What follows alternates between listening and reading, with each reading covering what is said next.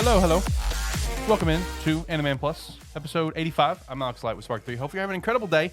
Back on our normal deal here of talking about anime and manga we're watching and reading every single week after a couple weeks off of doing bonus casts. Hopefully you check those out. First one we did, episode 83, was the entry point that you can recommend to people. And then episode 84 was the big 3, big 5 per decade, including us kind of predicting who was going to be like the big 3, big 5 of the 2020s. So make sure you go check out both those. We definitely appreciate that. I do have Zach here in studio. Zach, how you doing? How you feeling? I'm doing good.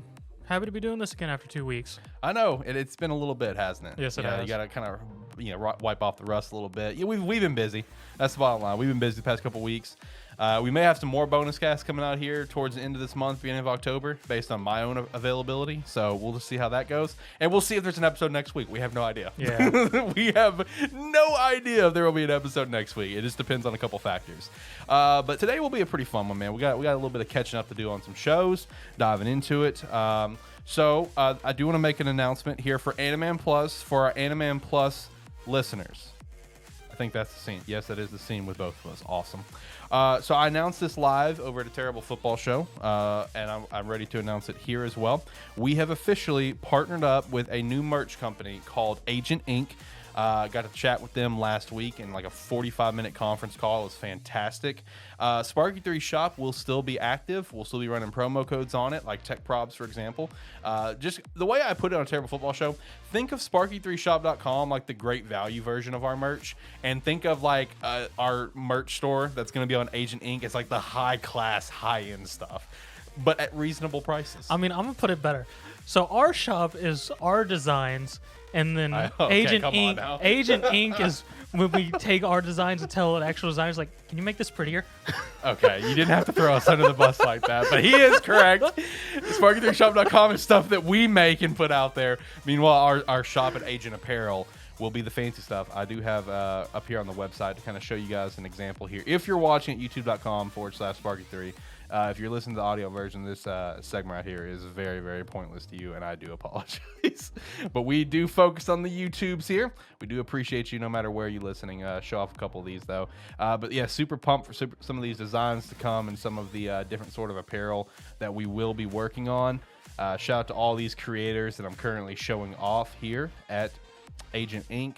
Really ready to start this partnership sometime this upcoming week.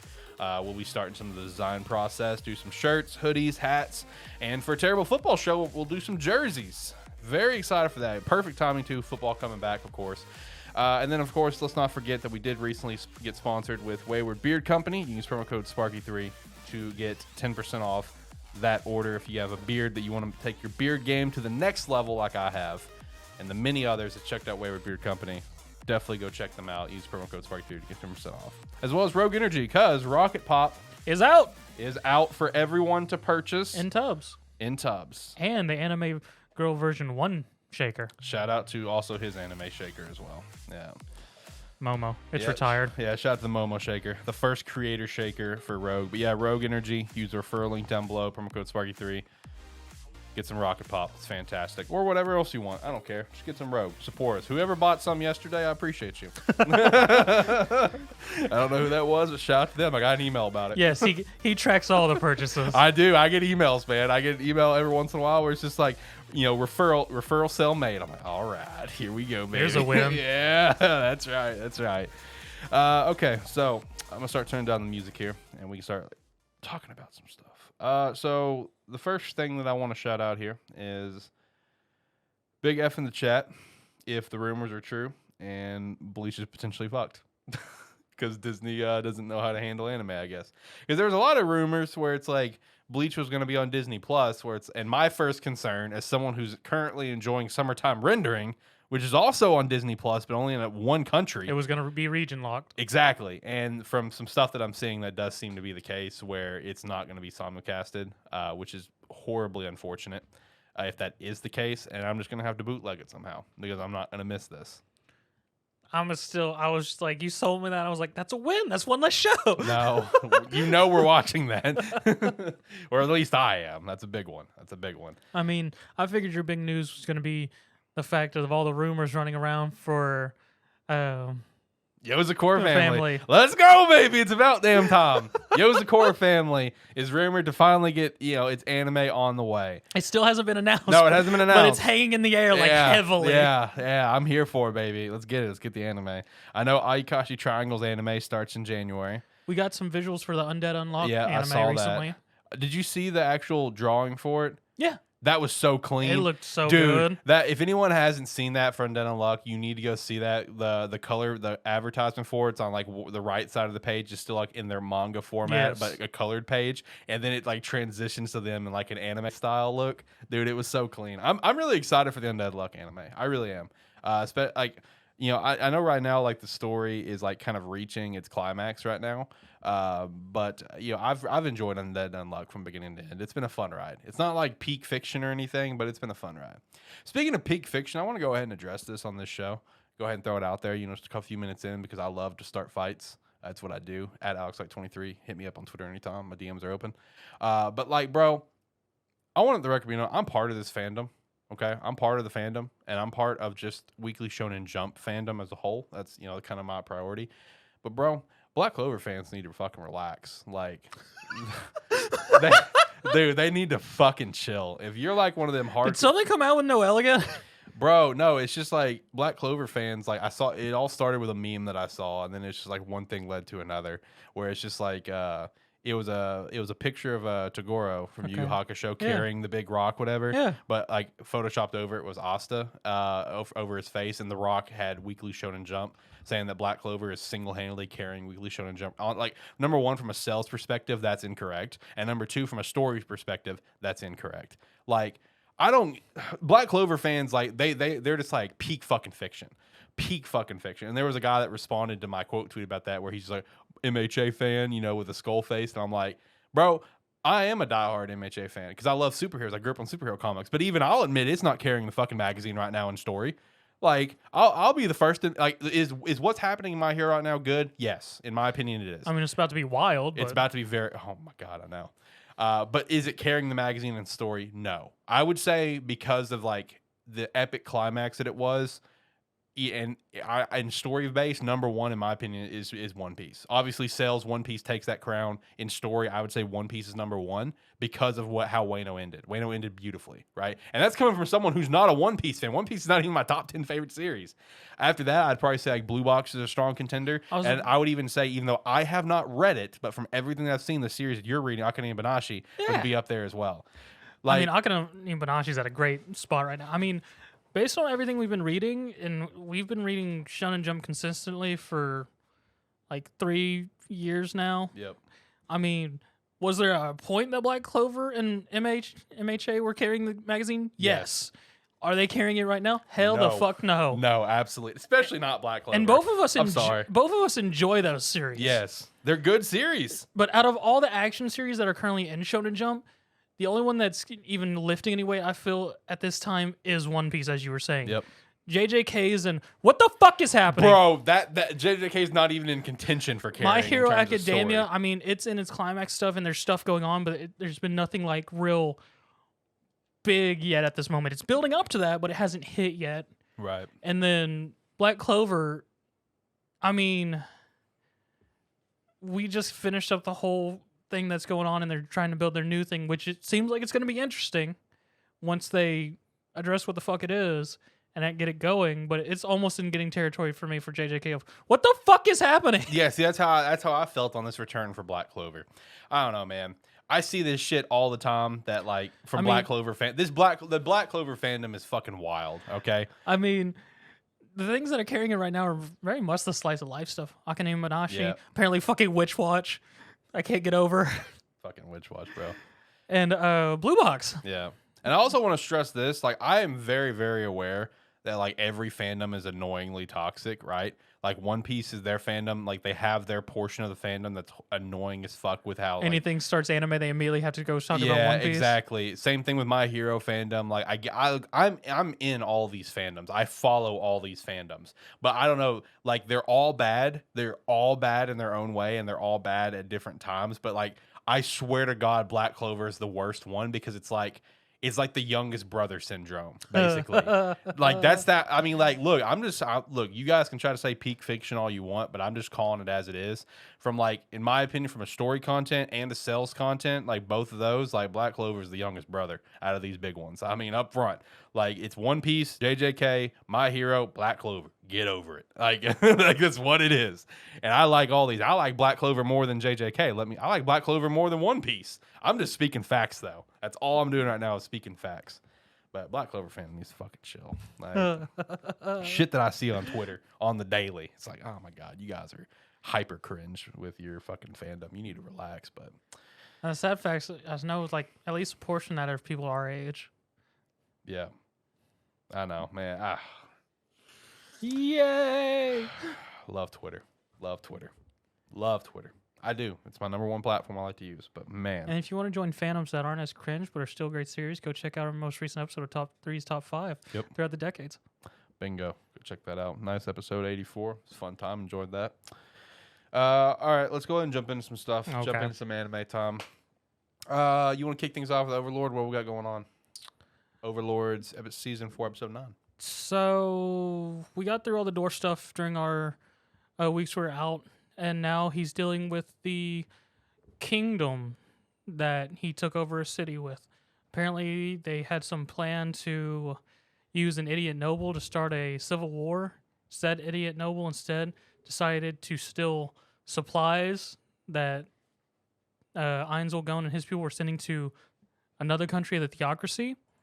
So they're using that idiot's moves to declare war on the Empire.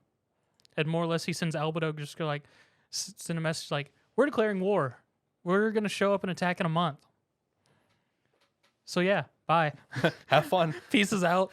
And then, I mean, the episode was actually fairly quick because it showed her leaving that message, showed them sort of preparing, showed one of the swordsman guys who's been a figure point in previous seasons, but not so much this point, of him going, I saw the fight between Ainz and Sagaf, and I don't know what happened, but I don't want these children to be caught in the fighting. More or less has a moment where he's seeing these children off the place that he's apparently been staying out and working with. They're sending one of their people with the children, and it's just a moment that it pieces out. then it goes to Ainz and all his commanders doing tactics and whatnot, and just them seeing his plan of an attacking and whatnot, and all his floor guardians being confused by it. But people escaped here. Aren't we killing them all and everything? And him sort of just like, just watch the battle. It'll be fine. Then he goes into a back where two of his other people, one who's a 5th floor mini boss, one who's like one of the head of the mage, are in the minority opinion in the dungeon of going, we can't exterminate them all. There's still possible life in all the young people. They can bring more to the world. And so it's just like, more or less going on, the young generation can bring about bring civilization further and progress. And more or less them having that moment of him just being, well, I shouldn't just kill this idea. I should nurture this, seeing as this is a low minority in my dungeon. He's like, okay, let's see how we can do this. And more or less sets that up. And he's just like, but if I explain it to the rest of my commanders, they're not going to understand. While he's pulling a feather apart like a sunflower. Right, yeah. Maybe they'll get it. No, they won't. Maybe they will. Maybe they won't. And then it goes on to the actual fight, where apparently he killed off a bunch of villages to cut off the border from the Empire with everyone else. And he's raised all the villages on Undead, and he sent 2 of his giant skeletons to attack the city. It goes through the whole battle with some Adamantian people and whatnot, shows off the 2 unique skeleton knights, only for them to get taken out by a fucking Gundam. What? Yes. So the Adamantian people were fighting, and there's the Adamantian adventurers who were fighting for that city were fighting and whatnot, fighting the soldier, big tank skeleton, and then the warrior skeletons charging and whatnot. And as he shows up, there's just a bullet put through the tank, and everyone's like, what was that? Fuck? They look up, it's just a big fucking red Gundam. In the sky with a fucking minigun, and it's just like murders the fucking skeletons, does a non, pieces the fuck out. And the people just like, oh, that must have been a person from this Adamantian group. Then it goes back to the commanders and Irons, everything, and just like, oh, the skeleton warrior and knight got killed. And Irons is just sitting there, just as I expected. And he was like, oh, I'm just like, what the fuck? And that's how the episode ended. Also, shout out, did you see the video of like that life-size Gundam that was actually walking the other day? No, I missed that. Yeah, like you know what I'm talking about, because like that's like Yeah. a couple years old when it was like it was built and completed. But yeah, there was a video I just saw like the other day of them actually taking a few steps forward with it. Oh. So we're getting there. That could be a terrible thing, but we're getting there, baby. Based on all the Gundam stories, that can only end poorly. Exactly. I'll just shout out to Gundam, the witch one coming out here soon. Yes. Looking forward to that. All right, next up, Lycoris Recoil. So it's gotten to a pretty interesting point in the series right now. I'm not gonna lie. Because I was about to say, last time we had an episode, was the guy finally tracking one of the girls or whatnot? Yeah, green hair Kirito. His name is like Majimi, I think is his name. Okay. But green hair Kirito is what I'm gonna continue to call him. Okay. Just because it's the voice actor. All right, Mr. Sure. Yeah, exactly, exactly. But yeah, green hair Kirito is going after Seto now because like when the last episodes, like in the time that we've been on a break, whatever, it literally ended with both Seto and him both being interested in each other because they're just like, of their level of skill and just very like interesting people sort of vibe. Oh, so interested just as in Yeah, a professional level, not yes, as like a yeah, love correct, interest. correct. Okay, there you go. Correct. Because also with that, you find out that green hair Kirito is also one of the children of Alan. He's got the little owl necklace that Giuseppe has. Okay. So with like the children of Alan are from the Allen Institute. Those are the ones that saved Giuseppe's life. Just to put that in perspective, like. Basically, if you're a child of the Allen Institute, like you essentially like have a mission of some sort, whatever it is, right? So like when you get that introduction, he's actually a child of the Allen Institute. The first question he proposed, he's like, I wonder what your mission is, referring to Giuseppe. Obviously, hers is to like not take people's lives, like that's her whole thing. She uses rubber bullets and stuff, whatever. And just try to save lives. Just like her life was saved, because she was going to die because of her failing heart. She's got like the fake heart, whatever. So in the couple episodes that we got, the one thing that we got to find out is that Mika, that's the shop owner and like their sensei, whatever. Yeah. That he's gay. So shout out to that. Hey. Yeah, it was because it was first set up as where it's like everyone thought he was going out on a date, whatever. But it was actually a professional meet thing. But like he went and met a guy, but everyone just assumed it was a date. It's just like, oh, I didn't know he swung that way. Good for him. And they were like trying to get away, whatever, and end up getting one thing leads to another. But then you get more subtle hints, at a couple more moments with this other character. Like it's the same character that we've been introduced to a few times. I just can't remember his name. Where there is that very clear indication. Okay, yes, Mika and this guy had a thing. So yeah, shout out to that. Shout out to that. So that's pretty dope there. Now, when it comes to Chiseto, one common thing that keeps popping up, like on a few different episodes, and it's like it seems like such a minor thing, right? Like when it's been mentioned, it's like it's like you pass it off, like no whatever, no big deal. She's been needing to get her physical done for the Lycoris, right? And she's been putting it off and putting it off, and it's popped up like 3 or 4 different times in these episodes, right?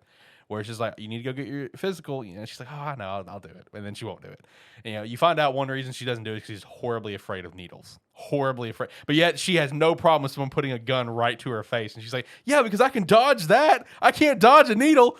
Because she's got to get the shot, whatever. So, there is behind the scenes plays now being set in motion with green hair Kirito trying to get Chiseto. So with that, there is this chick who has now infiltrated DA as an assistant nurse. So Giuseppe finally goes to get her physical and gets drugged and knocked out, which then kind of like, that was like... cements in her mind she's never getting a physical again. Yeah, further, she's like, oh, I'm never doing this shit again. 'Cause she gets the needle and she's like, is it done? She's like, yeah, you're done. And then she's just like, all right, cool. It's like, all right, am I good to go? And then, this character kind of gets back a little bit and says something, and Sito's vision starts getting blurry, and Sito realizes, and she's like, oh, you scumbag, and then just passes out. So Takina tries calling Sito because again, you gotta keep in mind they're running a little cafe bar or whatever. And she's not answering. Takina kind of like puts one thing, one and a couple things together there, and ends up going after and try to figure out what happened. Go to the facility to figure out what was going on with Sito. Whenever they get there, Sito was like on the table, and like she had like it almost looked like a large battery used to like fucking jumpstart a car. Like, she was attaching things to 4 different like needles to Zeto's chest right there, or whatever. Basically trying to fuck with that heart, but you really don't know what they're doing at first. Okay. They end up coming in. Takina, drives off the other person, whatever. She gets away, whatever. Chiseto kind of wakes up, whatever, blah, blah, blah. And then you kind of bring it back with Chiseto and, like the nurse that was, the main nurse that actually works for Lycoris, that, the DA that just wasn't there. At the time, the assistant that, was there ended up taking care of it, whatever. And, finds out that what Green Hair Kirito and his gang did basically is they basically fucked with that mechanical heart where it's no longer going to be working properly going forward. And, Chiseto is essentially on a time limit now. Gotcha. She's basically got 2 months to live, Oof. which she's completely okay with it because, like, she revealed at least to Kina, everyone else already kind of knew that she didn't have long to begin with. Like, she was already on a short lifetime limit. But this obviously made it a lot worse. And, basically it was kind of said, well, if you take it easy, you might go past 2 months, but it won't be much longer. I mean, that mechanical heart will fail out.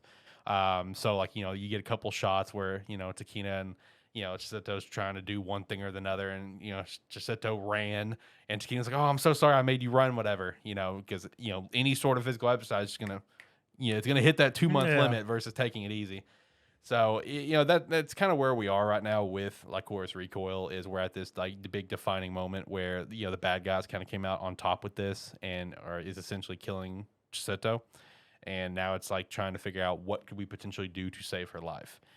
Which it has been a very interesting dynamic over these past few episodes, just further seeing multiple relationships being formed with, like, getting to explore Mika's relationship with that guy. And that particular guy, I've mentioned him before. He's like the business suit guy. He's the one that actually did the surgery on Chiseto. I just can't remember his name right now. I can literally see his name, like, when Mika was trying to call him on a phone, and I can't fucking remember his name right now. So getting to see their relationship, the kind of the dynamic that they had, where, you got to see like a young Chiseto before her surgery. You got to kind of explore that a little bit, as well as explore more of like Chiseto's role with the DA, because she went back to meet like the head of the DA, and they were talking about like this big, huge mission coming up involving Green Hair Kirito and these other arms dealers and stuff. And she's very lighthearted about it. So, well, I'm dying soon. And, the boss is like, yeah, and you're going to die without fulfilling your one purpose. You need to get your shit together before you die and fulfill your purpose. It's like, all right, you're kind of a bitch, but whatever. And, it's like you get so many different dynamics explored over these past few episodes, including getting to actually explore. I know I haven't mentioned it in pretty much since the show started, because it hasn't really been mentioned that often. But do you happen to remember, like, I talked about this like episode 1, like there was that big radio tower that's kind of like being hung over to the side. Nope. Okay. Well, yes, you constantly see it in the background and stuff, but it's never talked about anymore besides like episode 1. But there's like this huge radio tower that's like, it looked like it was getting knocked over, and they never properly repair it. They just have like a bunch of other beams like holding it up, and it's all like lit up at night and stuff, and it's super visually appealing and everything. There was a huge incident that happened there, before the show started. And like, again, this has not been mentioned besides like the first episode. It's been very mentioned in subtle, like quick moments, because Chiseto has always been talked about as the Lycoris that stopped that incident. So that's the only time it's ever been mentioned. Is every once in a while they'll be like, oh yeah, the radio tower Lycoris, whatever. That's how it's like she's referred to. So it's that's why I haven't mentioned it in a while, because it hasn't been talked about on the show. Gotcha. But in one of these recent episodes, Green Hair Kirito and Chiseto, they did come face to face at one point, and that was actually, you got to actually see what happened, at that radio tower incident, where all the other Lycoris, they basically gets fucked up, and like a younger Chiseto who's in this moment like very cold blooded, but like, again, she's not killing people, but like she has like an emotionless face and is going through and just wrecking everyone's shit in this radio tower. So you got to see a lot more of Chiseto's past. And like I said, now we're at like this big defining moment where she's gonna die, but we know we're not. We know she's not. And at the end of the last episode, episode 9, you do have Takina and Seto go their separate ways for now, because when it comes to that whole mission thing that I talked about, Seto's one condition to the head of the DA is, if you let Takina come back to DA, I might hear you out. That was exactly what she said as she left. So Takina was assigned to come back to the DA, and she did accept it with reluctantly. Because she doesn't want to leave Shizuto. So the last scene of episode 9 was like an aerial shot of them going separate directions. So you only got 3 more episodes left. So we'll see how it goes. I've enjoyed it so far. Rent a Girlfriend, season 2, episode 9, or just episode 21 overall. I'm specifying that because on Crunchyroll it doesn't break it up into seasons. It's literally just episode 21. Oh, that's fun. Meanwhile, it's actually episode 9 of season 2. But it was an alright episode. I mean, it's Rent a Girlfriend. What the fuck do you expect? Yeah, it's Rent a Girlfriend. So recently, Mizuhara had her birthday celebration, right? Kazuya now has his birthday coming up. The fam wants to throw a double birthday because, he called his grandma, and he failed to tell his grandmother about Mizuhara's birthday previously. So they want to throw a joint birthday party for Kazuya and Mizuhara, which is really his grandmother wanting to more throw a birthday party for Mizuhara than Kazuya, Fuck grandma. Yeah, that's kind of more what she wants to do. So, Kazuya tried to pull in a favor to Mizuhara, like, hey, can you come? She's like, yeah, I can, but not till after this time, because I'm going to visit my own grandmother in the hospital. So it was all supposed to be all fine and dandy, and then Ruka finds out that Mizuhara was gonna come, so she invites herself to this birthday party just to try to win over the family. So that's all it is. The whole episode was her trying to win them over, smooch with the family. Yeah, smooch with the family, and then gain the rights to their son. Exactly. But meanwhile they have no idea they're actually dating, of course. So that she's trying to gain their favor, and then at the end drop the bombshell. I'm the one that loves Kazuya. I'm actually his girlfriend. She's a Rent a Girlfriend. You do that whole dynamic, whatever. Because also, there for a moment Mizuhara wasn't going to come because her grandmother wasn't feeling well. So she called Kazuya. He stepped outside, and Ruka takes the phone. She's like, yeah, you stay there, you don't come, fuck you, don't come. And Mizuhara's just like, oh, it doesn't sound like it's going well. So she does end up coming, and it was really funny because Ruka's just in this mindset of oh, I've laid all the chips out on the table, I'm in the lead right now, fuck you. And then, Mizuhara did one single thing, and as soon as she did, everyone in the house, the mom, the dad, the grandma, was just like, oh, you perfect angel. And Ruka's just like, fuck, why did I think of that? And Mizuhara, as she comes in, before she gets comfortable, oh, can I please go pray at the family shrine? And it's just like, oh, you perfect little angel. It's like, you're the best. I mean, it was like I said, it's Rent a Girlfriend, man. It was funny. That's all the content meant to be, is meant to just kind of be entertaining. But, it wasn't a bad time. I know it was entertaining. What?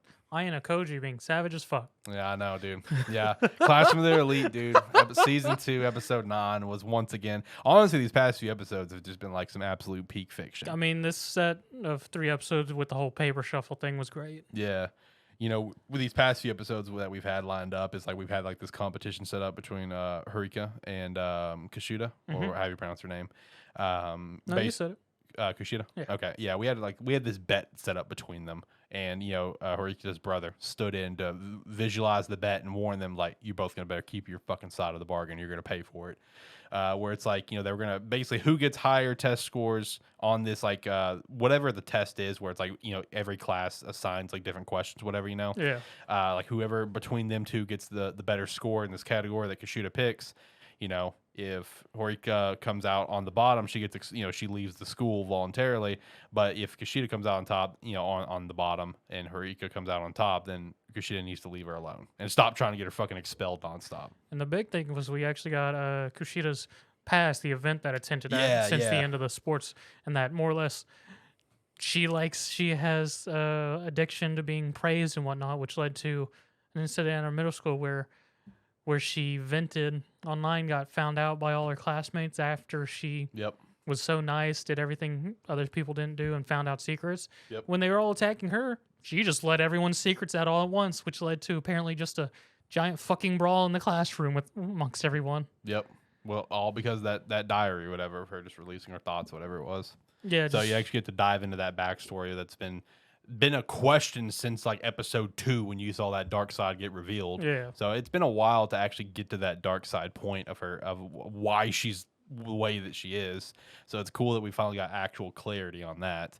And then also like what you're talking about with Ayanokoji just being an absolute savage. You know, that was like because like, he even jumped in on the bet where he's just like, oh, I'll jump in on the bet.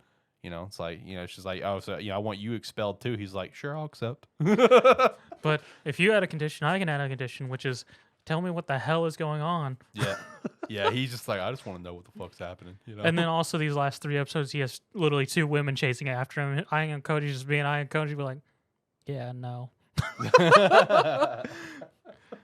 Well, actually, technically 3, because then we had the whole creation of Ayanokoji group, which Sakura just hopped in at the last minute. Yes. It's the chill people plus Ayanokoji's fangirl. Yep. Correct. No, I mean, like, you know, these past few episodes have been actually really top tier solid in my opinion. You know, between like just that group dynamic that you're talking about, and then also just like this new bet that's in place, and then Kushida just getting completely screwed over by Ryuen. Well, not necessarily Ryuen, but Horikita. It was actually a thing of where it showed off where she actually fully had planned for what Kushida was going to do and just beat her outright, where Ayanokoji has plans in motion, but they weren't necessary in the least bit. That's true. Yeah, because you know, Horika went back to the professor and said that, you know, I only take the things from me. If anyone else brings it, do not accept it. And you actually get to see that played out. So that was top tier brain play from her. And then like what you said with Ayanokoji, he had his own plays in motion of where, you know, Ryuen, you know, he basically, you know, kind of bribed him to, you know, to like, hey. He didn't even bribe Ryuen. No, he really didn't. No. It was because the thing that's so weird to me is like, so Ryuen has his phone number, but for some reason can't figure out whose phone number it is, but just has him labeled Mastermind. Yeah. And the two are in contact with each other, and he knows it's either Ayanokoji or the other girl. Yep. The blonde who's getting jealous about him getting close with the orange hair girl. Yep. And which I can only assume the last 3 episodes are going to be absolutely fantastic, because episode 9 ended with Ryuen just sending a picture to Ayanokoji. He's like, I just will go after her, and him just being like, bring it on, whatever stage it is, I'll fucking demolish you. Yeah, he's just like, whatever stage you pick, I'll entertain you. I'm just like, damn, let's get it. And the only thing I know is like blonde girl whose name I can't remember. She's gonna suffer in some way. Oh no, that poor girl. I mean, he's gonna do his promise to the protecting her, but she's gonna suffer something. Yeah, that poor girl. No, I'm pumped for these last few episodes. I don't get the hate that this season's gotten. Like, cause like all the hate around it has been like, oh, this animation's dog shit. Dude, this is not an action series. It doesn't need top tier anime. Like, it's fine. Like, enjoy the story content. This is great. I was gonna say it's much more drama. Now I will say that sports thing that sports one's pretty bad. That was bad. That was hilariously bad. I mean, we all hope that any series we like has top tier animation, but it's not always necessary for every series. Yeah, I mean, this is just good story content. It's very drama and story care. Yeah. Which I was still slightly thrown off by the creation of the Ayanokoji group. I wasn't expecting that. Nah, that's true. Yeah. And then Ryuen's, I don't know what that girl is. Right. I'm assuming she's able to cold read people. Mm-hmm. That's the most I got from her. Yeah. I was curious when she was going to pop up, because she's like one of the 5 girls in that like sequence of showing all the female characters in the opening. Yeah. So finally got her pop up. Which the head of 1A is also in that sequence, but she's been fucking irrelevant this entire season. True. Yeah, only 3 episodes left, and like you're saying, I can only imagine they're going to be like absolutely just some peak fiction stuff. Like, I'm here for it. Before we jump into your meme, which also 8 fucking episodes left, baby. We got it finally confirmed. It is ending on episode 100. This was just confirmed recently. Yeah. Like within the last 3 weeks. 8 episodes left, and you are free. And I'm free. We're all free of Dragon Quest. Before we get into that, though, my food got delivered. I'll be right back. So I'm going to cut this. Give me a minute.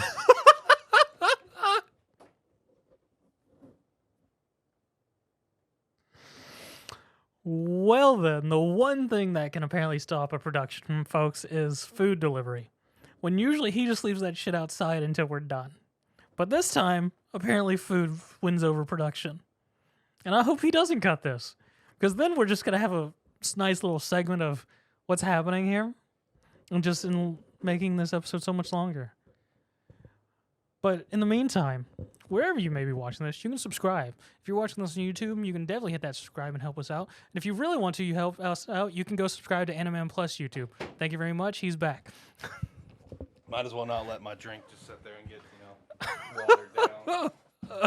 Got some nice Logans. Hopefully whoever's listening to this right now or watching, all of a sudden now wants Logans because I got it. Got the nice salmon and a handshaken mango lemonade. So it's top tier stuff. Alrighty.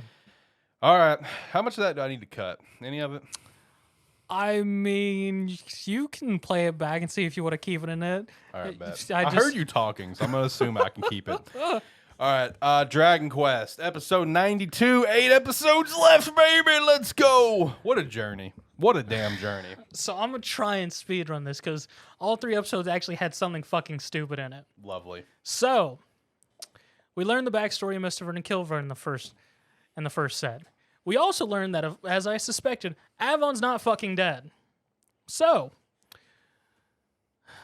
Mr. Vernon off fucking pop in the Grandmaster.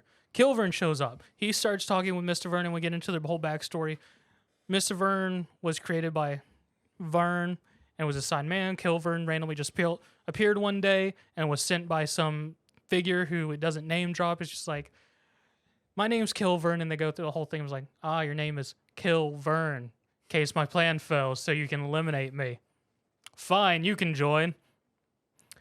So we go through all that, and Kilvern's more or less trying to get information on Mr. Vern, and it all comes down to the fact that as Mr. Vern's about to say something, Kilvern calls him Mr. Vern. He's just like, who are you, fake? Kill doesn't call me Mr. Vern, he just calls me Miss. Smash mask. It's Avon in disguise. Who would have guessed? We find out that apparently Avon actually killed Kilvern. End episode. Go to next episode.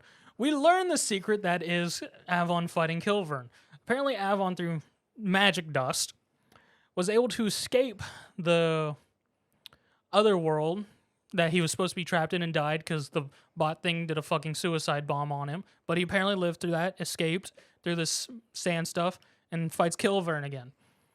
Kilvern makes a fucking spirit bomb of Hell yeah. of his own blood. Hell yeah. His blood's like Blood bomb. His blood's like underworld magma, and if you light it, it can't be unlit. It's just gonna burn. So he has this giant... it's like Itachi's fire. Yes. So he has this giant fucking firebomb over his head, and Avon's just like, all right, I'll hit you with the Avon Trash. Kilvern throws the ball. Avon is in the dead center of it. He should have died. Kilvern's monologuing. You see a shadow come through. It's Avon. He comes through, slices Kilvern. It's like, shit. All right. He does it, and Kilvern's like, how'd you survive? I don't know how I survived. Dust comes off him.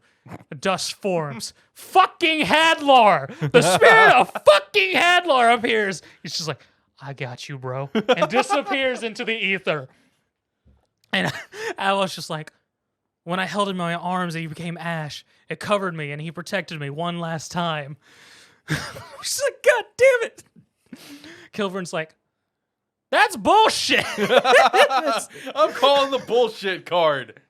And then he catches on fire because the fire that the ashes of Hadlar protected Avon from landed on Kilvern and lit Kilvern's blood because he's been cut. His blood's been lit. Now he's on fucking fire. Kilvern's little familiar comes like, oh no, save Kilvern. I'll tell him to stop being bad. Avon being Avon, throws a feather, stops the fire. He's walking away and she's like, and there's like, now we're gonna kill you. It's like, I never trusted you. He throws out his fucking razor blades, which are invisible blades that no one can see besides Kilvern. But in truth, there was a 14th blade. Avon had one stuck in him and threw it as Kilvern and Kilvern goes forward, off with his head. Avon pieces out, goes and does the Mr. Vern shit, and the little familiar's just crying there on the ground while Kilvern's body is headless, and yeah. Then we discover that Mr. Vern is actually a figure of Mist who's controlling Vern's body, which has been frozen by the secret spell of frozen time. And Dark King Vern, who Dai's been fighting and defeated, is only half. And then Mist has been controlling the Vern body, which is the other half, which he sends back to Vern to become the ultimate being of Dark King Vern. And then Mist becomes a shadowy Mist, and he takes over Mam, throws people's shit as Dark Mam, and then takes over Hyunkul's body. Go on to the next episode. Mist is traveling through the consciousness of Hyunkul to destroy his soul and take him over, only to reach it and get blasted by Aura of Light and going, how could you have predicted this? I've been nurturing you since before so you could be the perfect body for me. He's like, I always had a feeling you were going to try and do something like this, so I just put Light Order in my soul, even though there was that moment when I was a giant edgelord and was a dark knight. But yeah, here's this. Gets obliterated by light. End story. Mam wakes up and everything's just like, Master, you saved me. And Aval's just like, looks like Hyunkul. Yes, I saved you, ma'am. And then she has a moment, she's just like, but Pop and Grandmaster are dead. And then everyone's being really awkward. And she's like looking around. Behind her, Pop's just laying down, chilling, getting healed by Grandmaster. And he's just like, I was like, yeah, so right before I made my kill over in disguise, I may have snatched them from the blast and just sort of threw them on the steps and never got to say anything. Yeah. Mam essentially beats the shit out of Pop because she was worried and she's being soon. And Pop's just like, Pop literally goes, are you mad because Master's healing me? Did you want to heal me? He gets his face smashed in. Naturally. Then it finishes off with Ultimate King Vern, True Dark King Vern. True Dark King Vern. Yes. Okay. Fighting Dai. And there's a moment where he takes a moment from Goku. He's just like, wait for it. You have like 5 seconds. 5, 4, 3. Dai full heals. He's now back to full health. He's just like, okay, now we can fight. It would be not entertaining if I'm now in my full body and I can't fight you at your best. Oh my god. So they stance up. Does the fucking Zapple, hits the blade, puts it in, about to do Giga Strash. And they're talking about everything, just yada yada banter. Leona's been pushed off to a corner, and he's just like, all right, this is the guard of Earth and Heaven. Takes a weird stance. And Dai's just like, sweat. Son, it's not right. That stance is super powerful. Leona was like, that stance got to mean something. It just looks like normal stance. But look how much Dai is sweating. It's got to be powerful. Dai goes head on, hits fucking Vern's hand, blocks first attack, swipes down, fireball to the face. Dai gets thrown down. Like this shit. So Dai gets hit. He goes down. Vern just walks over to Leona, and he's just like, allow me to explain what happened. This is the ultimate attack in defense. Explains this shit to Leona while walking towards her, and she's just, oh my, no, God, what's going to happen? Vern gets all the way up to her, and he just hears Dai, get away from Leona. And he stands up, and he's just like, he's having that epic moment. There's some music going. He's like, he's going to go, and just falls to the ground. And because it cut over, he's like, yeah, notice how that cuts where you cut me. It's payback, you little shit. Turns back to Leona, and the fucking trope I forgot was a thing. Oh no. The fucking big bad, seeing the hero's love interest, goes, you shall be by my side for the rest of eternity. Oh. And I'm just thinking, I was like, you're like a 200-old demon. I'm pretty sure Leona's like 16. Oh no. Getting some 7 Deadly vibes right now. And I'm just like, I forgot this was a trope. 8 episodes. 8 episodes left, and we're all free. 8 episodes left, and they're just throwing everything. Everything, bro. 8 episodes left. And then you can give your full essay of your journey with Dragon Quest Adventure Die that you didn't want to go on. Oh, I also forgot to mention at the end of all that with the whole fucking B team, it ends with Pop doing like a whole motivational speech for everyone. Is like, yeah, we're gonna go join Dai. None of us think we can hurt or do anything to fucking Vern, but we're gonna be there to be emotional support for Dai. So basically, like every fucking Z fighter. Yes. But these characters are self-aware. It's like, we know we can't do shit. but we're gonna go up there. That's basically the most Z fighters.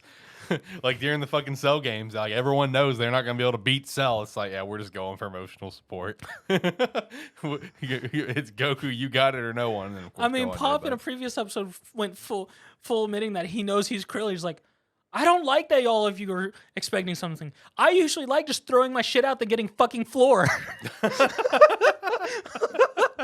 So he's like the Krillin. And he fully accepts that he's okay with being Krillin. Okay, all right. 8 episodes, ladies and gentlemen, and we are free from Dragon Quest. Oh, man. All right, summertime rendering. A lot has happened. I bet so, because it's coming to its end. It's got 4 episodes left, right? 5. I think it's Okay. 25 episodes. Also, let me grab this. Picked this up recently. He had a nice little find from Barnes & Nobles the other week. Yeah, it was a nice find for a few reasons. Number 1,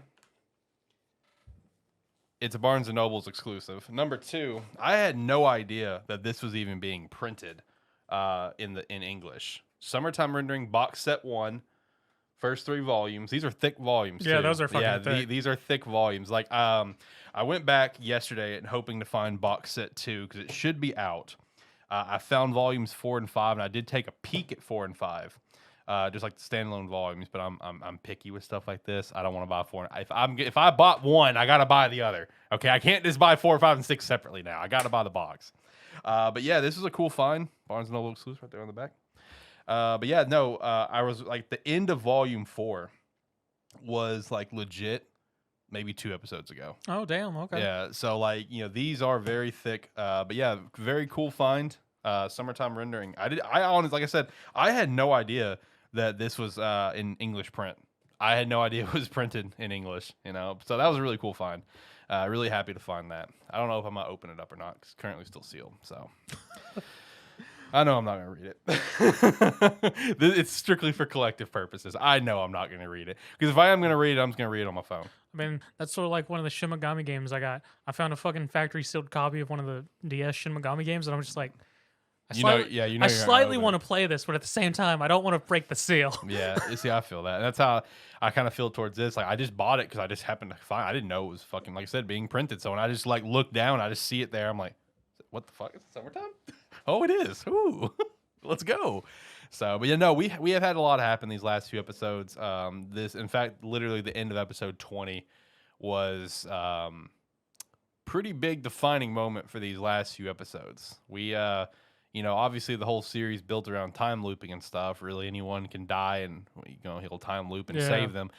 No, we got a death, and this one's stuck. He's basically at the edge of his cliff, right? Yeah. He can't really time loop again. Where he almost killed himself on the spot. He had a gun to his head. He's like, "I'll save you for sure." And he goes to, he does shoot, but Shadow Mio pulls the arm away just in time. Where she's just like, "You know better than anyone that like you're at the edge of your cliff. Like if you looped, you wouldn't be able to save anyone."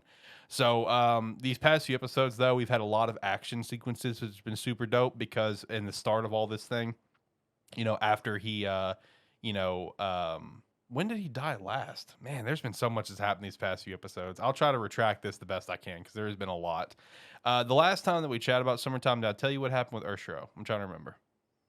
I believe so. So she's dead. Yes. Okay. So all right. So I know where we are on things. Yeah. So where we left off last time, a few weeks back, is Urshiro did die. They got kind of ambushed and kind of fucked up in that regard, where they go to try to kill Shebe in his human form, and they think they did, and then he steps out from the shadows and just boop stabs her shadow, ends up killing her. Also kills, Shinpei in the same process, which caused him to loop back. When he wakes up, he's in the forest with the kids. There was a big action sequence that kind of took place there where it's like, Shinpei and, other shadows are going to try to kill Shinpei. And then, there was a light that happened out of his pocket, which caused all the shadows to retreat, caused, I can't believe I'm forgetting her name now, our main antagonist, the little girl. I'm drawing a blank on her name right now. But it causes them to retreat. And when he pulls it out of his pocket, it's that shell that Ursho would transform into. Okay. Ursho is still gone at this point. But that alone tells me, obviously, she's coming back. Yeah. I mean, you know from a shonen standpoint, you know she's coming back. It's, you know, with how she died and, like, just being one of the main characters, she's coming back before this shit's done. And that just further teased that is happening somehow. We just don't know how. And then we have a very nice, like, cut-together sequence, right, where you see Shinpei in the woods trying to call, you know, Hizuru, whatever, trying to call her, trying to call anyone, and then you see the call happening. You see the sequence of, yes, I died, Ursho's dead, we need to meet up, meet me here, and it was a very nice cut sequence because, like, you see that, and you're just like, okay, this is what's happening, but then when it brings back to Shinpei, it's not him. It's the little girl who transformed into Shinpei, who took his form. Because then it dates back to when, like, the second loop, when he goes into that little girl's house and it was, like, very eerie environment. I remember talking about it where he goes upstairs, it's all dark, and all of a sudden just flash behind him. Yeah. That was the moment she copied him. Oh. So you get, like, this nice cut together sequence of where it looks like Shinpei's in the woods making the call, and you get Hizuru talking. It's like, okay, meet me here. Okay, I'll tell them too. Cool, sounds good. And then you get back to Shinpei in the woods. He's like, oh God, no service. Come on, you know. So it's a very, very nice cut together sequence there. So obviously, ambush is about to happen. You know, we can put two and two together. You know, by the time he kind of, you know, meets back up with, like, Shadow Mio, which whenever he does, Shadow Mio is, like, nailed down to the floor, and Shadow Mio explains that Mio's the one that did it because Shadow Shinpei called Mio. It's like, yeah, we have Ursho's dead. We have no idea if that Mio is going to still be corrupted on our side or not. So pin it down. You know, obviously tricking Mio. So by the time that you know, he finds, you know, Shadow Mio, and they kind of get out and kind of figure out the situation that, you know, Shinpei's just like, oh man, you know, yeah, she copied me at that time, but she can even copy my cell phone. There can be two of my cell phones at the same time. Because obviously, you know, Hizuru answered the call because it was Shinpei. But yeah, so even fucking cell phones can get copied, which that's, you know, wild to him. And by the time this, like, oh yeah, well, you know, Mio and Sao were going here, you know, by this point, they're just like, there's no point in going there. Everyone's probably already dead. Like, at the point that they are right now, everyone's already dead. So, all right, I'm going to shoot myself. We're going to loop. We're going to try to fix this the best we can. So that's what he does. Shoots himself there on the spot because he tells Shadow Mio, it's just like, I'm going to come back, and you just got to run with me. I don't have time to explain because he's getting closer and closer to that cliff. So that's what he does. You know, he ends up meeting back up with Mio and Sao before they're on their way to the island. But Hizuru's already at the island when she gets there with her gang, with Nezu, the old man, and the worthless cop that doesn't do anything. They were already under the suspicion that might not have been Shinpei that called us. You know, Hizuru's just like, I'm gonna go there by myself. We're gonna get out like in a nice open area. Nezu, you do some sniping, do your thing, whatever. So you get a really sick action sequence of Renosuke taking over Hizuru's body versus Shibe and everything, and it's super, super clean. And then it's just like, it's that moment of, you know, it's such a strong opponent that if we hold back in any capacity, probably not going to work out really well. You know, this is our strongest opponent that we've got. You know, Shibe is, you know, Hizuru, you got to keep in mind, she was friends with that little girl. You know, so she is under the impression that little girl, like, is still there in some capacity, and she is fully in the mindset that Shibe is the one with his own agenda based on like little phrasings that's happened in previous loops, like when a loop is ending, like the one time where they actually got to the festival and everyone died. You know, Shibe is just like, yes, this is my ending now. Like just little comments like that he's the actual antagonist, not, you know, the little girl. Which also with that, man, is got a little bit of backstory on those two, and man, it's something wild. You know, because Shibe is actually like the little girl's daughter, like IRL, like legit. Yeah, you get a little backstory on there that the body that he's kind of been posing as, whatever, in his human form, that body, but not him, was like the father who, like, him and the little girl got something on, which is very disturbing. Had that kid, and then the kid essentially like took over the dad's body. Bro, I don't know. It's some weird stuff happening with that there. You know, but Shiba's just kind of living his own life, though. All right. Like, he's got his own agenda. I know I just explained. Look, I want the record to be on the way I just explained it. Look, I may have explained it one poorly, but I promise you I explained it accurately, which is disturbing. Like, let me stress that. It is disturbing. There's a disturbing plot line going on there. But anyway, back to like the big fight stuff. So when Renosuke, he's constantly trying to hold back constantly, because if he goes all out, because he's a shadow living within his sister's body, Shadow can do like all these unbelievable things, as we've seen with Urshiro. He horribly damages his sister's body because her body can't withstand it. Yeah. I mean, like the first time he ever took over, her body, it's like he broke her ankle or whatever, just by jumping, like so he constantly has to hold back. So like in this whole fight sequence, whatever, Nosuke's kind of holding back, whatever, Hizuru kind of takes back over, and somehow, some way, he just wasn't a huge fan of this because it wasn't like properly explained how it happened. But for the first time ever, Hizuru and Renosuke was able to communicate with each other, and it was openly addressed at that moment, where it's like, Hizuru took back over the body for a moment, because she undid the hair tie, so it's like, okay, it's Hizuru now, and she's talking to Renosuke, and like you see like his shadow like kind of beside her, and he's saying, "Whoa, this is the first time we've ever been able to talk in real time. This is so cool," but it doesn't really explain how they did that, which is like, come on, that's kind of a negative point for me, but whatever. But she basically tells Renosuke, it's just like, yo, use my body to the max potential, fucking destroy my body, because we need to do this fight. You know what I mean? Like, holding back will not help us here. Like, it does not matter if I fucking die out of this. Don't hold back, completely. We need to fuck this dude up. So you get a really sick action sequence of like high tense action of Renosuke just going like completely all out, Oof. Fighting Chevy, which is obviously gonna fuck up her Yeah. body. In the moment, it's not, because it's Renosuke in control of the body. But the moment that he's not, and it's back to Hizuru, it's like She just fucking crumbles. Exactly, because you do get to see that happen, because again, it kind of came out of nowhere, where now all of a sudden, thanks to plot convenience, bless you, thanks to plot convenience, number one, they can now talk to each other in real time, because every time they've ever talked to each other has been through voicemails. Yes. That's how they've always talked. So also in the moment, thanks to plot convenience, she basically sends Renosuke. She can send Renosuke's shadow into other things. Yeah, right? It's like, okay, this is very plot convenience. It's cool, but very plot convenience. That would have been handier so many It minutes would. earlier. Yeah, because like the thing with Shibe that we've found out over these past few episodes is like, he's not just a shadow. He is actually a human. He's part human and part shadow. Like that big buff form that you see of him, like that's not him being a shadow. That's like almost like an armor in a way. Like his human body is in there. Okay. Like that's essentially what we've got to find out over the past few episodes. So like in this fight, she sends Renosuke's shadow into Shibe's like body to try to fuck the armor up from the inside and reveal his human body to kind of shoot him in the head or whatever. But when they do that, that's when you get the moment where you see Hizuru's body just blood just splatter and just like crumbles and shit like that, whatever. And because while all this is happening, that's when you get to see this other loop happen, where Shinpei kind of realizes we need to get to this island quick. He does the loop, and Mio is carrying him like a princess, running over to the island as fast as they can. But by the time they get there, Hizuru's already lost essentially and got fucked up. And it's one of those situations where it's like, okay, yeah, we're probably all gonna die, because also in that loop that he got out of, Toiko, the sister, she died.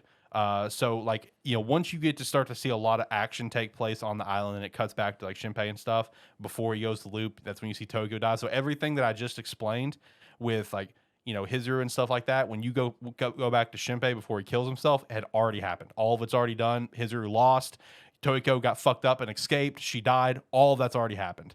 So, that's when he loops. When he gets back there, Toiko's alive. Everyone's alive except for pretty much Hizuru, who got horribly fucked up. And it was a situation of like, all right, we're probably going to die here. We're probably fucked. There's nothing we can probably do.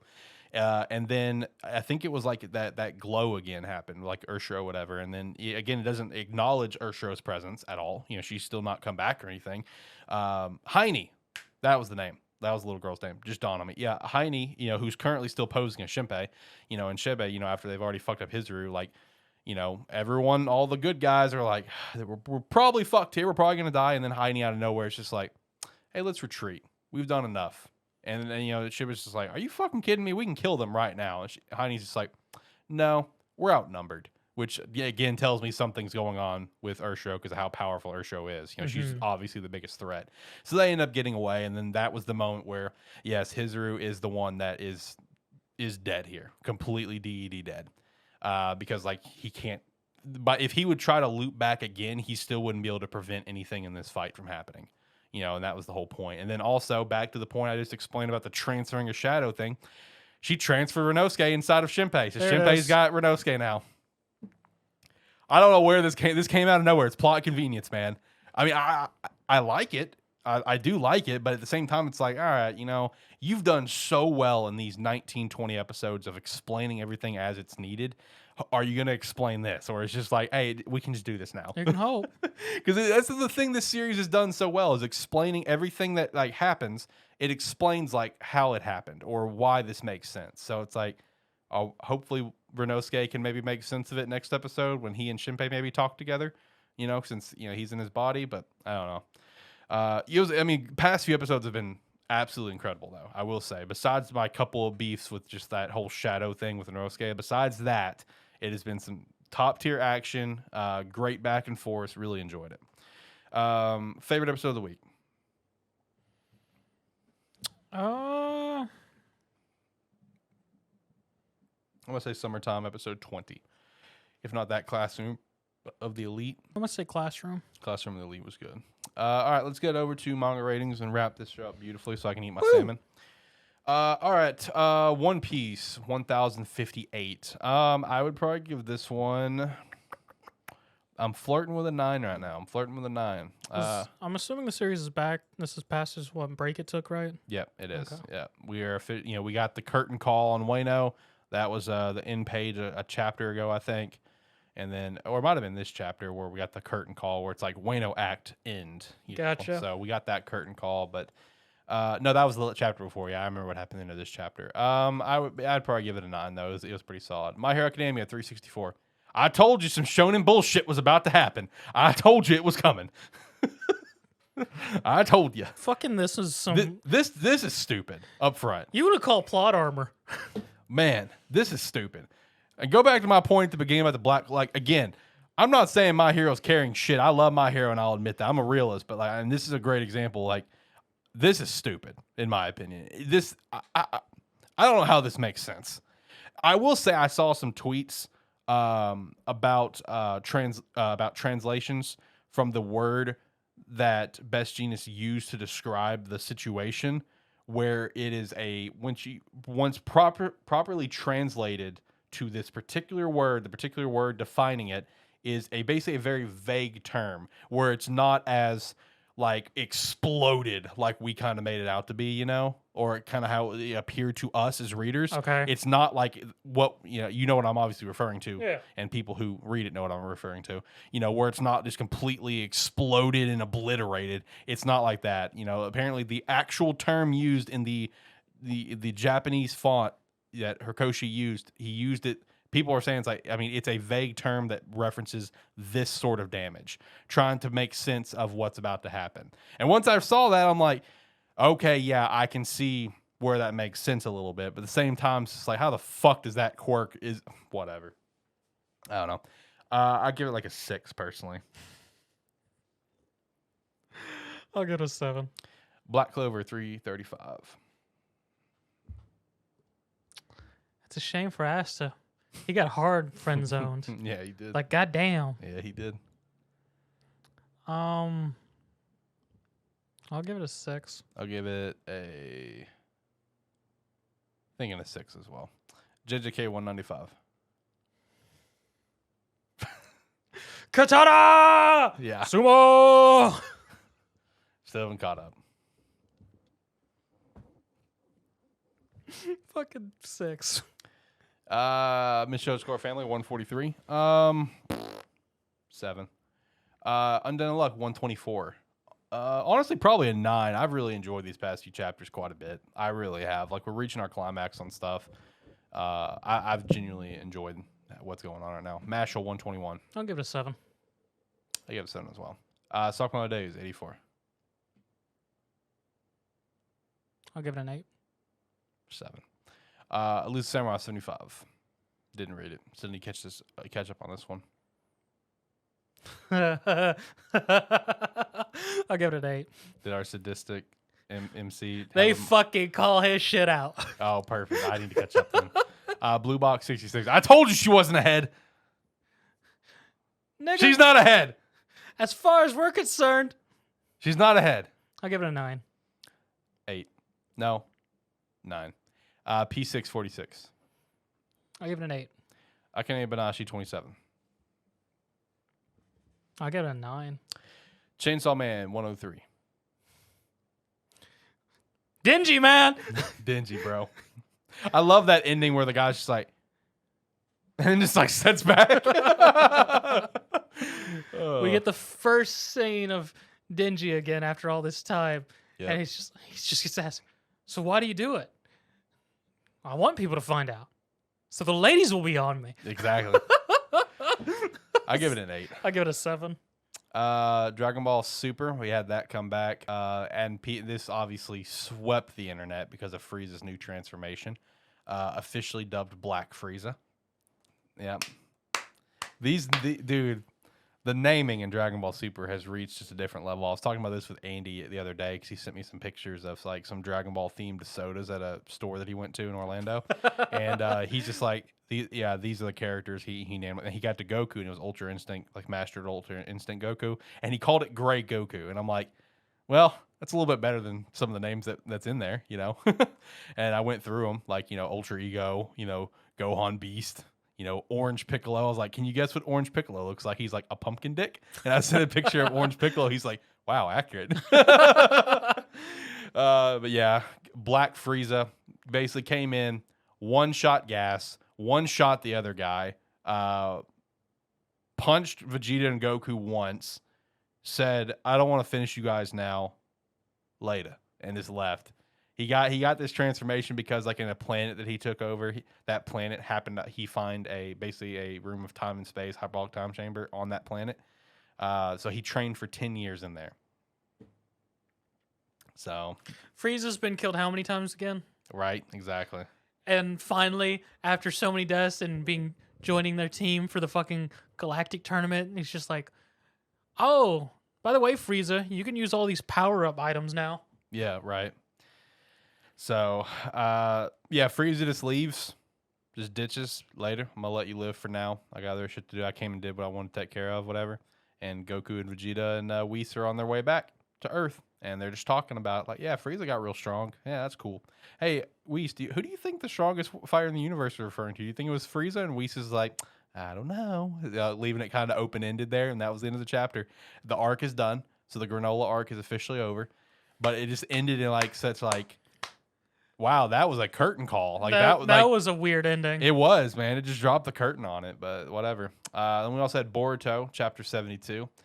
Next few chapters should be kind of interesting. So, you know, I think his name was Code, one of our antagonists, whatever. He has now gone against that chick who her ability is like everyone falls in love with her. Yeah, they're no longer on good terms. So with this, you remember, you know, I told you about when it comes to, I think his name was Amato, whatever, where he's just like a bitch and he's just like, yo, if they start threatening me, I'm talking. Yeah, him. So it was that situation where he's just like, they're about to kill him. He's like, all right, I'll do whatever you want. I got you. And in that process, he convinces her. He's just like, you know, this guy, fuck him, right? You know, fuck Code, you know, but hey, you know, you really want to, you know, get with Kawaki. Maybe you should take Shikamaru's offer and go back to the Hidden Leaf. So now they're on their way to the Hidden Leaf, and they're going to be like citizens of the Hidden Leaf, but like obviously very tension based, where it's like they're only there for one purpose and they could kill anyone at any. I don't know. We'll see what happens. Kaiju number 8, 69. I'll give it a 7. 7 as well. Spy Family 67.1. You said you didn't read this one? Yeah, I missed this one. I would probably give it a 7, I think. Yeah, 7 works. Tokyo Avengers 267. I'll give this one a 9. Let's go. The color page was great. The chapter 2. Yeah, these have been a couple good chapters. They've been really good. Yeah, I've enjoyed this a lot. I'll give it a 9 as well. Rent a Girlfriend 249. I'd give this one an 8. I mean, it got an interesting development in this whole, you know, situation between Kazuya and Mizuhara. It looks like they're no longer going to be, you know, neighbors. So it's kind of a big deal. See how their relationship continues to develop, since they're no longer going to be living beside each other. Are they going to be living together? Nope. Oh. No, he went over to her grandmother's house to help clean up some stuff, whatever. And when they get to their apartment, the fire department's there and everything, blah blah. Also when they were at the grandmother's house, there was a small earthquake, nothing massive. And when they get over to the apartment, apparently the apartment, the 2-story building, whatever, it has some significant structure damage, and all residents are now being told you can't live in your apartment now. This either one needs to be repaired if it can be repaired, so the apartments may not even reopen. So yeah, they decided to go their separate ways. Oof. Yeah, so we'll see what happens. I suppose it's a pretty big spoiler, for people that watch the anime only, but, get over it. It's Rent a Girlfriend. It's nothing spectacular. It's okay. You'll be fine. Eden Zero 205. I've really enjoyed this plot twist that the past... It came out of fucking nowhere. It did. I enjoy it, though. I really do. I actually I think it's actually kind of cool. I mean, it's interesting. Yeah, I like it. It actually explains a lot more about the series. It does. I actually like it a lot, personally. I'm giving, these past couple chapters, 9s. Because I really enjoyed this plot twist. Did come out of nowhere, though. I mean, it almost makes me feel like Eden Zero is coming to a close. I think it is. I really do. Even though, we talked about it once upon a time, Eden Zero could be the next One Piece and just go forever because he's having fun with the series. But the bottom line is, the sales have continued to decline on Eden Zero. I still track all the sales, not as much as I used to when we talked about it on this show or AniMan Plus News, but I still see them.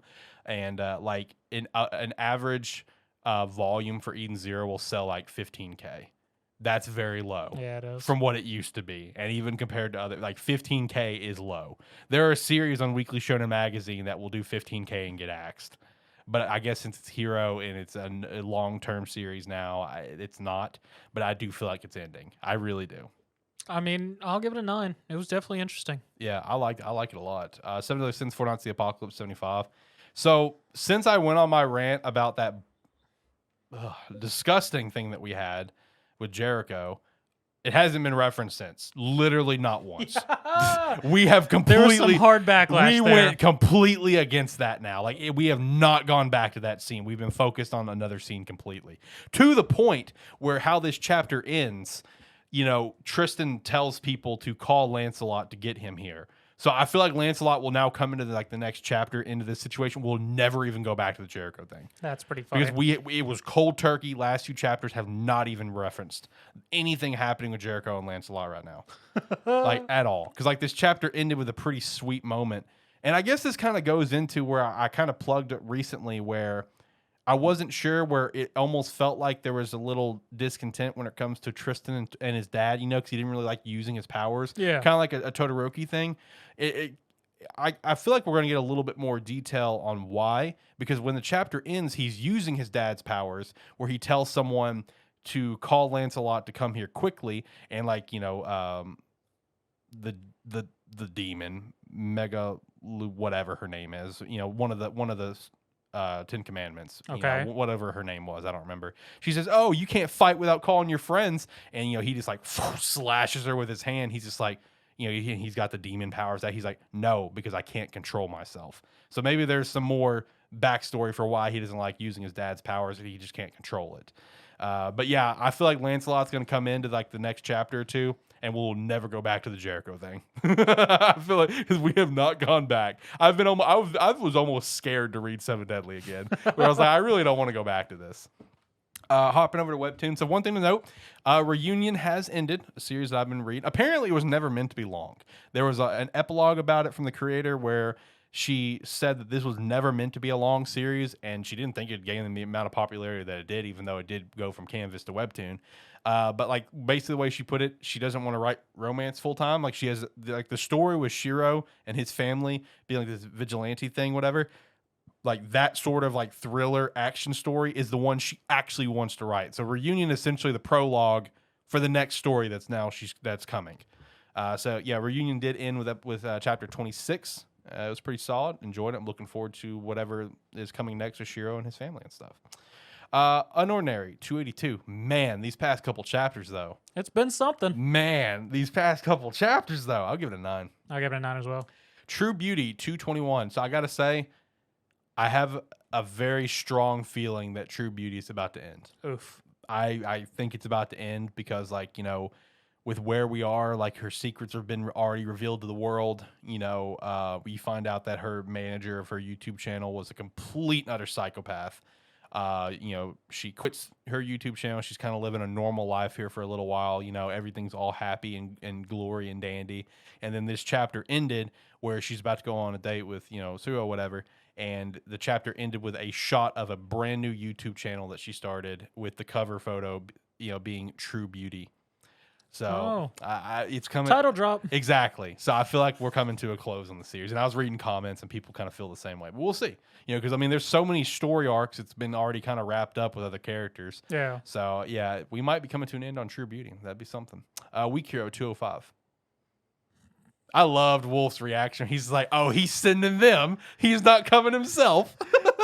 This whole thing, this whole side story with Wolf has been fantastic. Yep. I mean, I give what's about to go down a 9. I give it a 9 too. Because, yeah, that was great. He's just like, so Donald dropped you. And Monhawk Duo is coming. He's not coming himself. All right, let's go throw some hands. Yeah, I give it a 9, dude. I'm here for it. L-Seed 184. This shit.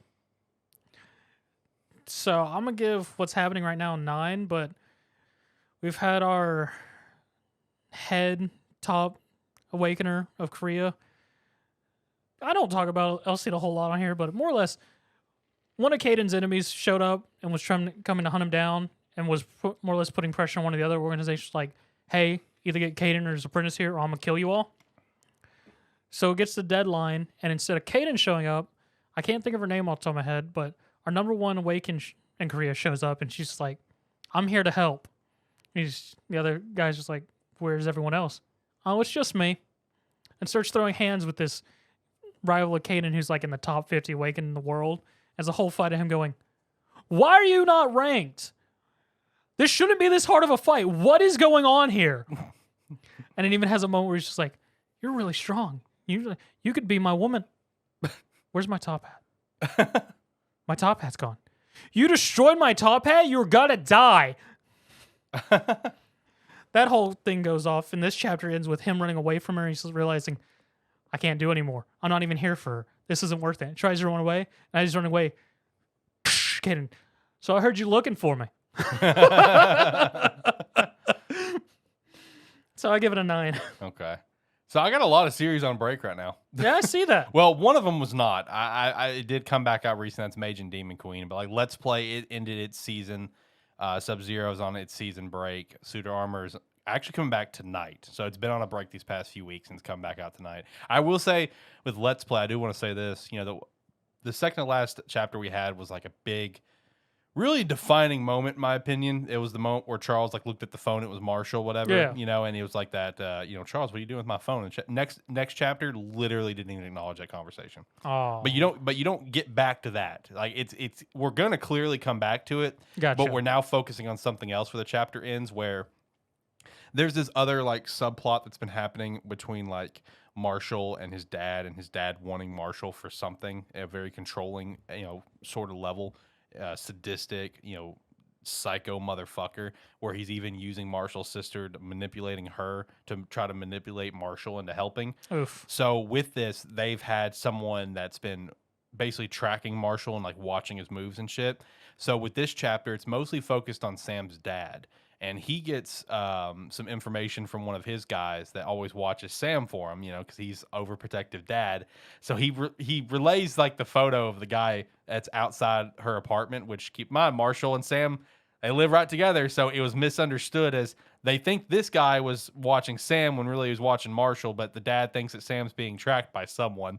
So he initiates like some like fucking DEFCON 1? Yes. Like some like he initiates the agents where you start seeing everyone's like multiple devices start turning on all over the fucking country, where it's like a picture of like Sam whatever, and it's like all these agents start turning on. It's like a DEFCON 1 fucking situation. Sleeper agents. Dude, even fucking Bowser, her dog, you see the logo pop up on his collar and he gets up and starts growling at the door. Like, bro, like everyone is in on this, and I'm just like, what is going on? Everyone but her friends. Like, you see all these other characters that you've seen here and there, like these like random ass fucking hot chicks that were jogging and bumped into Marshall. You see their phones go off, and they're like, you know, I just random ass people. Like, That's fantastic. So like everyone in the comments is like, all right, wait a minute. So we're not gonna acknowledge what happened last chapter, but this is hilarious. And everyone's just like, even Bowser. It was great. So I give the ending like a 9, even though we didn't come back to like a very important conversation. But yeah, it's been on a break for a few weeks. I feel like that's sometime. like a very good contrast to those characters. It is. I don't know anything about the series, but the fact that Marshall's father is like over controlling to a degree that's very harmful for. It is very harmful. It's a harmful level, yes. Yes. Versus Sam's father, who's overprotective, which can be harmful, but in degrees. But the fact that he's to the point of where it's just like he has his things if something's real bad. Yes. And he doesn't do anything until something's. But when it does, shit is lit. Yes, exactly, dude. It's amazing. It is. I can't wait for Let's Play to come back. But Down to Earth 111, we do have that going on. I'd give this chapter an 8. I thought this was kind of neat. I saw in the comments from the creator a character that we got introduced to. His backstory was quickly introduced to us, where he was like best friends with Cade, like when they were in kindergarten, whatever. The actual character and the character model is actually a YouTuber that the author of Down to Earth is friends with. Oh, yeah. I forgot his YouTube channel. I think it's literally like Two Idiots. Like the YouTube channel is like Some Two Idiots or something. okay. Yeah. They got like 1,500 subscribers or something. They're just good friends with them. Like you go to the YouTube channel and like that same design of avatar that she used in the chapter is his avatar. So I thought that was a nice little. That's a nice little touch. Yeah, that was a nice touch. I enjoyed that. But I'd give it like an 8. And then Immortal Weakling chapter 12. I'd probably give this one a 7. Favorite chapter of the week. Akane-Banashi. I would probably give it to Undead and Luck or Unordinary, because Unordinary is... Well, I may even give it to Tokyo. No, first thought, best thought, Undead and Luck. There you go. All right, well, that's going to be the episode. We'll see if there's an episode next week. I don't know. We'll see. Maybe. If there will be, I would probably bank on there not being video. Probably not. Yeah, if there's gonna be an episode, it'll be no video next week. We'll go back to the old days, throw it back a little bit. Have a nice throwback Thursday. I mean, I can probably find like a small table to sit on one side of. No, it's fine. We'll just do no video. It's no big deal. If we do an episode, we may have a break next week. If that's the case, then it is what it is. We'll get some extra episodes out to make up for it later. But anyway, I think that's it. Shout out to Wayward Beard Company. Proud of that partnership. Ready for that. And then also shout out, of course, to Agent Inc. Ready for that. That's going to be pretty hype. I'm going to hit the music. We can actually work our way out of here because I'm hungry. So, Zach, last thoughts. All right. Like, comment, subscribe, rate, whatever your platform allows. It does help. If you're watching this on YouTube, you can hit that subscribe button to help us out build that. And you can really help us out by going to AniMan Plus YouTube and hitting subscribe there so we can build that channel up and get that all squared away. Thank you. Bye. Do everything that he said and more, such as going over to sparky3.com. You sign up for free or sign up $5 a month. Keep an eye out for the Agent Inc. stuff. I will also probably be announcing that on our website as well, so keep an eye out for that stuff. Really excited for some of these designs to come out. Make sure to join the Discord for sure. Check out the other shows like Terrible Football Show and Game Static, which will go live this weekend for its first live show ever, which is pretty cool. Really excited for the possibilities to come with that. I think that's it. I'm hungry. I'm ready to eat some Logans. Hopefully you want some Logans now. So until next time, guys, have a good one. Bye!